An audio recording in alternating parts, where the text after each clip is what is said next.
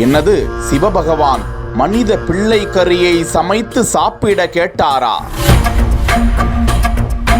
அந்த சிவதொண்டர் தனது பிள்ளையை சமைத்து கொடுத்தாரா?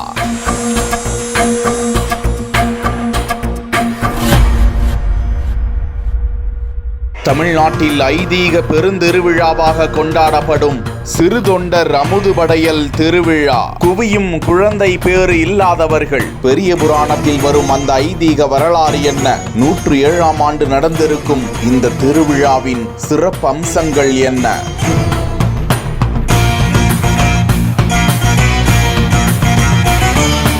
சிறுதொண்டன் நாயன்மார் தீவிர சிவதொண்டன். தினந்தோறும் யாராவது ஒரு சிவபக்தனுக்காவது அன்னதானம் வழங்கிவிட்டுத்தான் மனைவி குழந்தைகளோடு சாப்பிடுவாராம். பசியோடு களைப்புற்று இருப்பவர்கள் இதனை அறிந்து அவர் இல்லம் தேடி வந்து உணவு அருந்தி செல்வார்களாம். இறைவனின் சோதனை அன்று. சமைத்து சாப்பாடு காத்து கொண்டிருக்க யாருமே அவர் இல்லம் தேடி வரவில்லையே என பசியோடு காத்து கொண்டிருக்கிறார் அந்த சிறுதொண்ட நாயன்மார். அவரது கவலை அறிந்த சிவபகவானே சிவதொண்டனாக மாறி திருவோடு ஏந்தி அங்கு வந்து சோதனை ஒன்றை கொடுத்தாராம். சிவனுக்காக தவம் இருக்கும் தான் 6 மாதங்களுக்கு ஒரு முறைதான் சாப்பிடுவேன், அதுவும் 5 வயது கொண்ட மனித பிள்ளை கறியை தான் ருசித்து சாப்பிடுவேன், அதுவும் எனக்கு சமைத்து கொடுக்க வேண்டும் என கேட்க, இது என்னடா சோதனை பகவானே என வேண்டிக் கொண்டு வீட்டில் இருந்த தனது பெற்ற குழந்தையையே சமைத்து கொண்டு வந்து கொடுக்க, இங்கே விளையாடி கொண்டிருந்த உங்களது மகன் எங்கே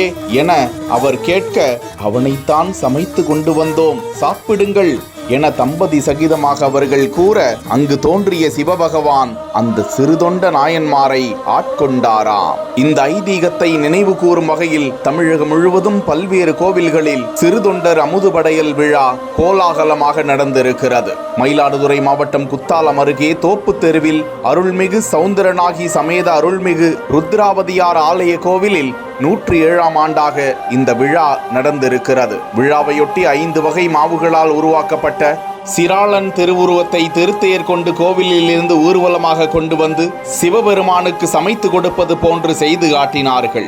தொடர்ந்து சிவபகவானுக்கு அறுசுவை கலந்த உணவுகளை வழங்கி கொண்டிருக்கும் அற்புத காட்சியை பார்த்து கொண்டிருக்கிறோம். இந்த திருவிழாவின் போது குழந்தை இல்லாதவர்கள் ஏராளமானோர் கோவிலுக்கு வந்து சுவாமி தரிசனம் செய்து சென்று பலனடைகிறார்கள் என்பதும் நம்பிக்கை.